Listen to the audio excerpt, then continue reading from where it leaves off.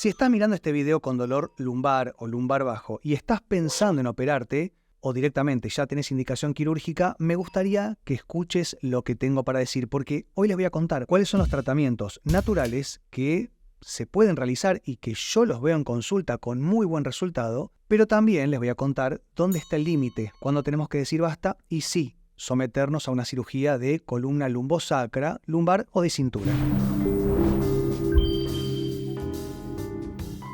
La columna lumbar o lumbosacra, la cintura, ¿no? Lo que une la columna con la pelvis es, como les cuento siempre y en todos mis videos, la gran bisagra del cuerpo humano, porque para absolutamente todas las actividades de la vida diaria tendríamos que tener la capacidad de plegarnos hacia adelante. Para higienizarnos, para vestirnos, para agarrar algo del piso, del suelo, tenemos que poder agacharnos sin sentir dolor. Y muchas veces, y los escucho yo, los veo en consulta, los escucho y los leo en los comentarios, se acostumbran al dolor. Me dicen, a mí me duele la cintura hace muchos años, yo ya me acostumbré, pero ahora no doy más. Es como que tienen un dolor de base, un piso de dolor permanente de hace 10, 15 años, y a lo mejor por un esfuerzo, un mal movimiento, alguna combinación entre mucho estrés psicoemocional y a lo mejor fuimos a hacer algún deporte y terminamos de colapsar. La característica que por lo general veo es que el dolor que antes era solo en la cintura se empieza a irradiar a alguno de los miembros inferiores. Es decir, nos agarra una electricidad en alguna de las piernas, ¿no? A lo mejor lo sentimos como una cuestión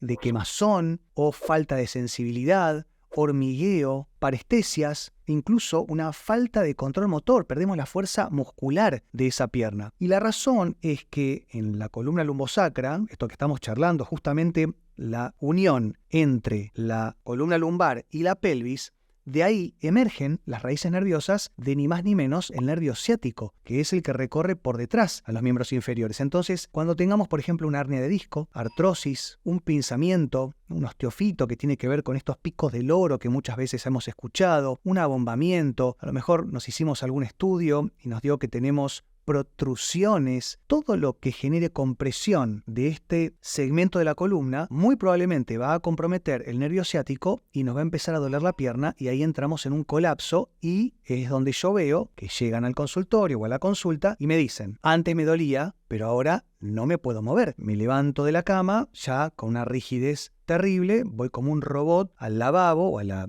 pileta, no me puedo plegar para cepillarme los dientes, me voy a bañar y no me puedo lavar los pies, me quiero calzar y no llego a ponerme la media, y todo esto empieza a limitarnos la calidad de vida y a veces, no digo que esté mal, pero estoy seguro que tampoco está bien, nos basamos en antiinflamatorios o analgésicos o nos inyectamos corticoides y pensamos que esto nos está curando y no, va a tapar el dolor, va a frenar la inflamación y va a perpetuar la patología. Entonces, acá es donde tenemos que empezar a entender. El dolor es una interpretación del cuerpo que algo no está funcionando bien y nosotros tenemos que poder ponerle un nombre al inicio. Acá es donde me gustaría que se entienda que ponerle un título, un diagnóstico, no está bueno. Porque si decimos lumbociatalgia, es dolor lumbar con irradiación del nervio ciático hacia la pierna, o lumbago, o ciática, son muchos términos que ustedes seguramente ya escucharon, pero es solamente un título, un rótulo, y no me dice nada. Lo que tenemos que entender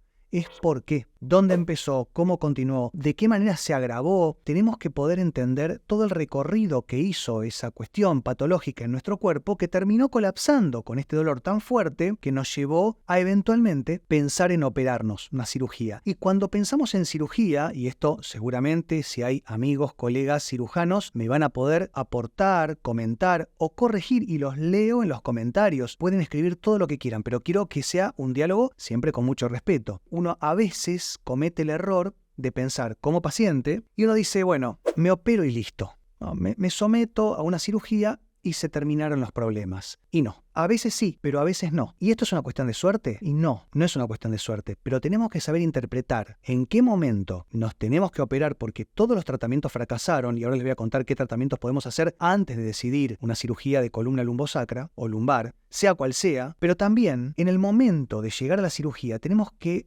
tener ciertas características fisiológicas puntuales para que la cirugía tenga mayor posibilidad de éxito, porque si no, vamos a estar operándonos en vano. Entonces, empecemos rápidamente a entender por qué podemos tener este dolor que nos desespera y muchas veces nos dice, bueno, basta, Javier, opérate. Entre las vértebras están los discos. Los discos intervertebrales son de una sustancia muy gelatinosa que muchas veces se puede resecar, ¿no? Deshidratar, se puede englobar, se puede generar lo que se llama una protrusión, que es una deformación de esta estructura y que va a comprimir el nervio ciático. Puede ser directamente una hernia de disco, que es cuando se rompe el disco y lo que sería el contenido, el núcleo pulposo, pierde su domicilio y también se puede apoyar arriba de una raíz nerviosa. También podemos tener artrosis, que es la deformación articular, ¿no? Empieza a generarse osteofitos. Los osteofitos son ni más ni menos que los vulgarmente llamados picos del loro, estas saliencias, calcificaciones que también van a morder, van a pinchar e irritar las raíces nerviosas.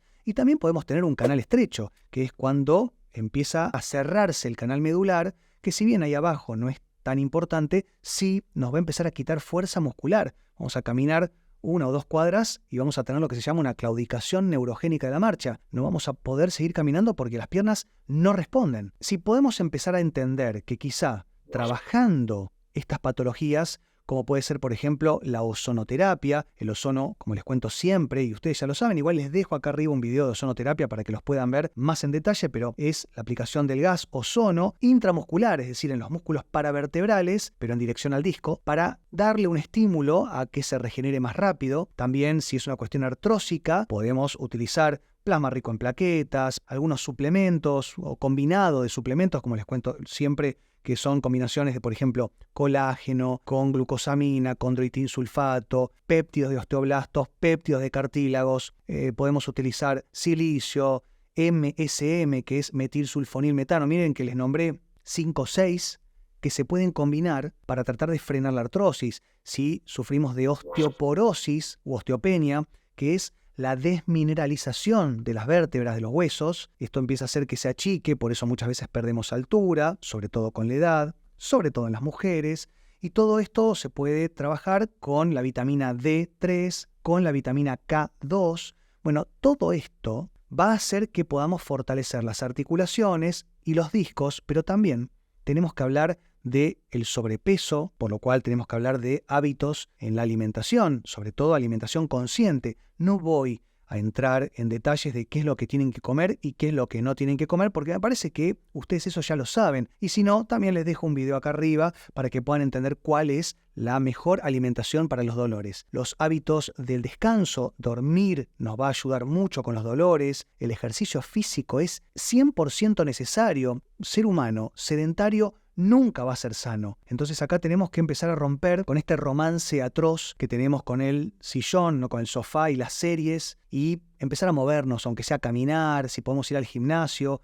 También tenemos que tener contacto con la naturaleza y también podemos utilizar, obviamente, la kinesiología, la osteopatía, podemos utilizar la quiropraxia, podemos utilizar el método 3 escuadras o RPG, ¿no? Reeducación postural global, praxis vertebral, terapia miofacial, terapia craniosacra. Tengo muchísimas técnicas de terapias manuales que combinadas tienen muy buena sinergia y muy buenos resultados. Ahora, si nosotros hicimos todo bien, es decir, por ejemplo, lo que yo comúnmente más veo en el consultorio que tiene que ver con una combinación entre un disco que perdió su lugar, más un poco de artrosis, y esto está comprimiendo la raíz nerviosa ciática, que va generalmente para el lado más izquierdo o derecho, no suele ir para los dos al mismo tiempo, me refiero, siempre va para uno de los dos lados. Y esto nos quitó el movimiento, ¿no? Caminamos rengueando, sentimos que no tenemos libertad, que ya esto nos está limitando muchísimo. Hacemos una combinación de tratamientos, vamos dándole tiempo y forma a todo esto